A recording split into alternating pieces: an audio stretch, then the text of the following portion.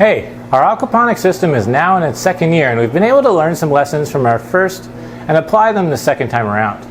We wanted to take a bit of time and talk about how we cycled our aquaponics system in preparation for this year's batch of tilapia. Awkward! Some things to keep in mind, and to give a bit of a context, we are a high school and our main focus is some of the educational opportunities that our system presents for students. That means we're really only operating our system for 9 months of the year. This is not the most efficient way to run an aquaponics system because in most cases, aquaponics systems only get better as they mature. One of the main reasons for why this happens is that there's an increase in the diversity of microbial communities that end up populating the system. We like the value that artificially cycling the system offers our students because there are a lot of diagnostic tests, measurement ideas, and this link between artificial and natural nitrification, which we think is really great for each year's students. Last year, we bought a cycling kit from Aquaponics Source, and it worked great, but shipping and border duties made it pretty expensive, although it did come with easy-to-follow instructions and everything we needed. Having a better understanding about what it is we were trying to accomplish this year, we took a more budget-friendly approach. The first thing we needed was a nitrogen source, and this comes in the form of ammonium chloride. You can find a bunch of different ones, but we went with Dr. Fritz because the amount seemed about right for a couple of years, and the container had a fish on it. We also needed a way to measure the nitrogen levels at various stages of the nitrification process, and so we purchased another freshwater master test kit from API. We did a previous video on other ways we can test our system, but as mentioned there, the API kit is great for the range of tests that it offers and how easy it is to use. We would add around a tablespoon of ammonium chloride at a time, with the goal being to keep the ammonia levels between 2 and 4 parts per million.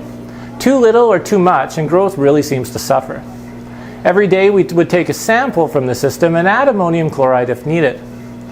This might be a good time to just quickly review why we're adding ammonia in the first place. So when we start our system, we're really focused on two things: the nitrosoma and nitrobacter bacteria that will be responsible for the nitrification process. As a quick review, fish produce ammonia, which is toxic. Nitrosoma will take that ammonia and convert it into nitrite, which is also toxic to fish. But then the nitrobacter are able to convert nitrite into nitrate, which is far less toxic to fish and also provides an exit for the nitrates in the system as plants uptake that and clean it out. Our goal in artificially cycling the system is to increase the bacteria populations to a point where they can process fish waste quickly into less toxic nitrate. There are a couple of things that we found can greatly affect the rate that we're able to increase the populations. One of these was water temperature. Initially, when we were cycling our system without a heater, our water temps were around 18 C. We found that adding a heater and even just getting above 20 C made a big difference in the rate of nitrification. Another way to increase cycling time is to start with some starter bacteria. This can come from a bunch of different places. This year we bought some online. Last year we had some Microlift Night Out 2, which was amazing and really seemed to work better than the Aquascape stuff that we used this year. But that should be taken with a grain of salt because our water temperatures were lower this year, so not really comparing apples and oranges. Another thing you can do is you can get some water or media from a mature system. When we added our fish, we also add the water that we transport them in from Lethbridge College, and it really seems to give our plants a big boost for the second year in a row. We added plants to our system before adding fish so that we had some mature plants to help filter the nitrate once we added fish. This isn't a necessary step, but it gets us growing a bit earlier. In order to help with nutrient deficiencies, we added dry kelp, with the idea being that it also has some of the nitrifying bacteria that we want. It makes the water darker, but disappears over time. Either way, the process will take time. For us this year, I think mostly because of our cooler initial temps, it was around a month. In the meantime, it operates as an ebb and flow hydroponic system with just a really big reservoir. Once we began to see the ammonia levels regularly drop, nitrite levels increase, and then drop, and nitrate levels start to show up, we knew that we were ready to add fish again. At this point, we've been operating our fish in this system for over a month. We picked them up from Lethbridge College again, and it's actually time to feed them. Want to come take a peek?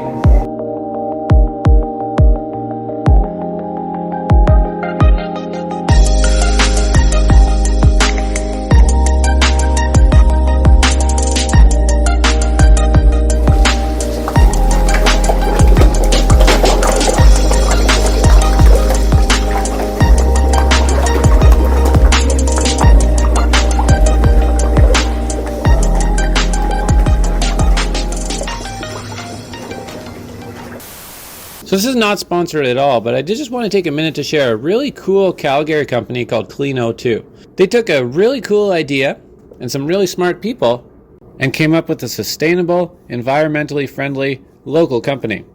They sequester the carbon that's coming off of flue gas, and then they use it in a variety of different products. Not only do they produce a high-end product, but it's also carbon neutral, which is pretty neat. So maybe pop Clean02 into Google, pop over there, and get something special for stocking stuffers this year. We continue to monitor our system, keeping an eye on some of these nitrate levels in case things get out of whack, but so far everything's been working really good.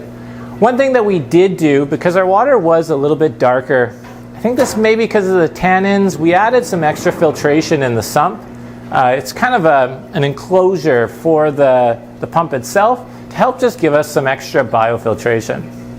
We have been careful feeding the fish this time around because they were a little bit bigger coming from Lethbridge College than they were last year. But everything seems to have caught up, and at this point we have some tomatoes, we have some broccoli that's starting to grow, some different herbs. We're trying some borage to see what that does. And then we have some lavender seedlings that we're going to pop in here pretty soon as well. So that's how we artificially cycled our system to get it ready for fish, so that as soon as we threw the fish in there, we could just go full steam ahead. If you're interested in some of the other stuff we're doing, make sure you like, subscribe down below, so you can follow along with our passive solar greenhouse, our aquaponics system, and some of the hydroponic stuff that we're doing as well. See you next time on Awkward Aquaponics.